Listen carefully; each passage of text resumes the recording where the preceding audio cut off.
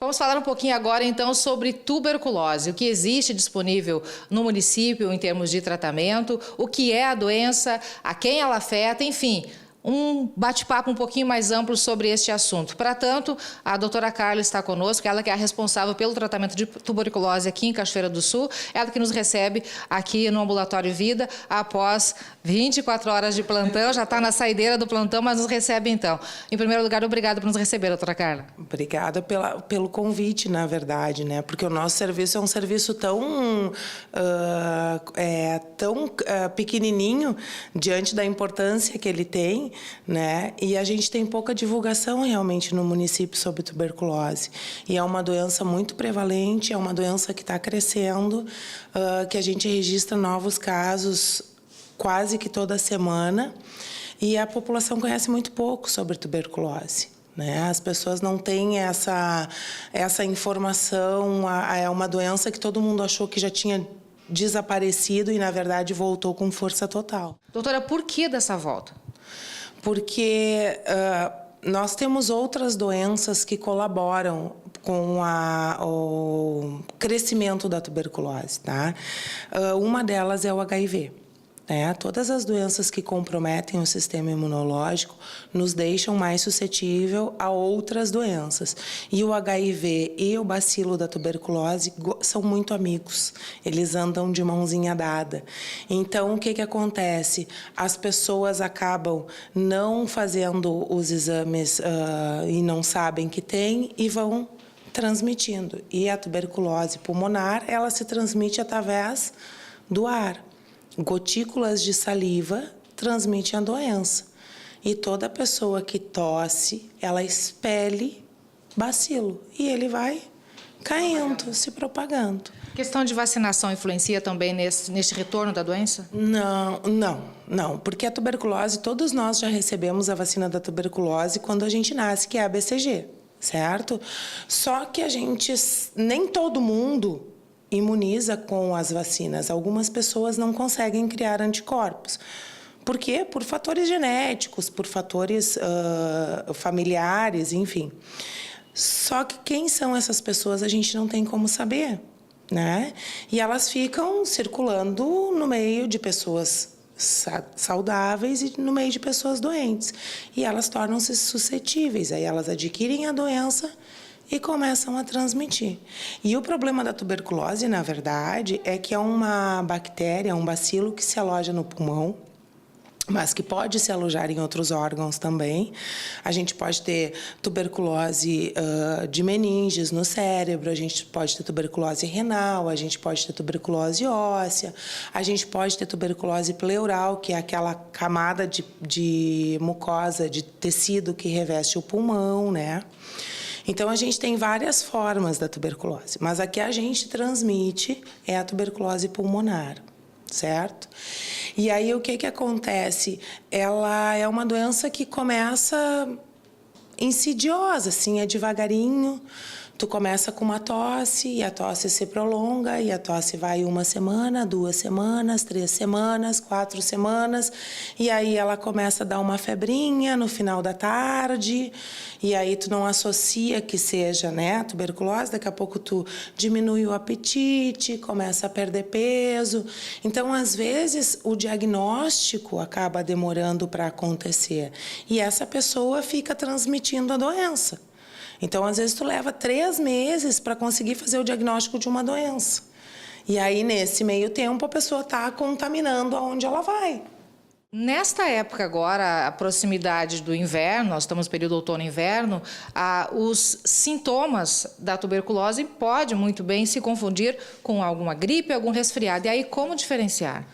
Na verdade, a gente diferencia pelo prolongamento dos sintomas, né? Porque quando a gente tem uma gripe, a gente tem um quadro agudo, certo? Dor no corpo, dor de cabeça, febre, tosse com secreção ou tosse seca, mas por um período limitado, 10 dias, 15 dias, e os sintomas desaparecem, mesmo que a gente não trate. A gripe, ela se cura, ela é viral e, portanto, ela desaparece, mesmo que a gente não faça nada. Se isso se prolongar, ficar com tosse por mais de 15 dias, continuar tendo febre, daqui a pouco tem dor no corpo, perda de apetite, né? Então, algo não está certo. Aí a gente tem que procurar para esclarecer. Porque o diagnóstico da tuberculose, ela é feita através do exame de escarro. O que é isso? A gente coleta num potinho a secreção da tosse, né, quando escarra, em 2 amostras, vai para o laboratório e a gente faz a pesquisa do bacilo da tuberculose naquele escarro. Bem, também podemos usar o raio-x, mas o raio-x ele é mais complementar ao escarro. Às vezes, existem casos de que a pessoa não tem catarro, ela tosse, é uma tosse seca, mas lá no raio-x ela tem uma lesão característica de tuberculose. Então, os dois são exames complementares.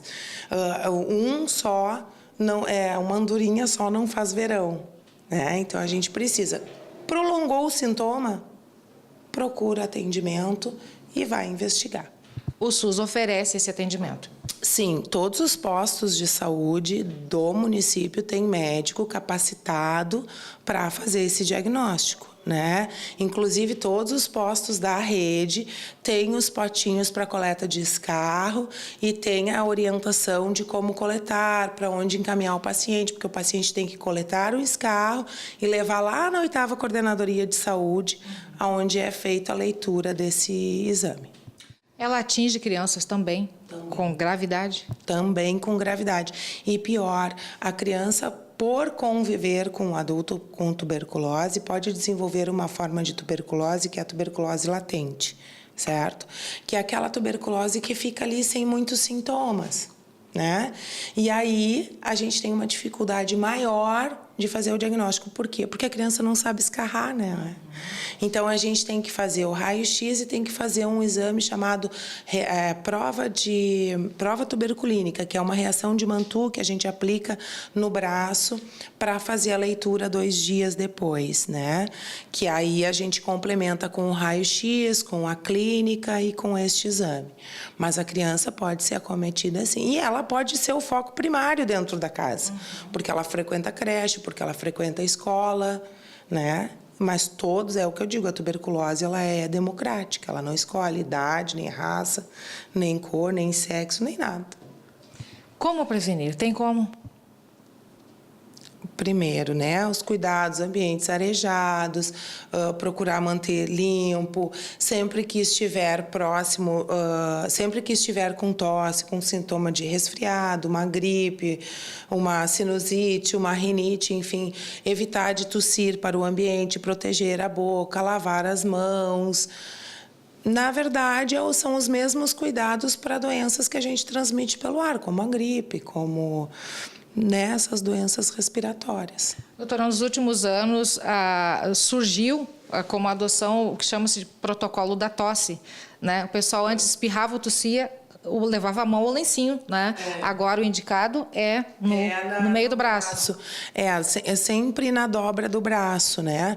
Por quê? Porque com a mão, o lencinho, ou enfim, com a mão, nem sempre tu tá em condições de lavar a mão depois que tu protegeu a boca, né?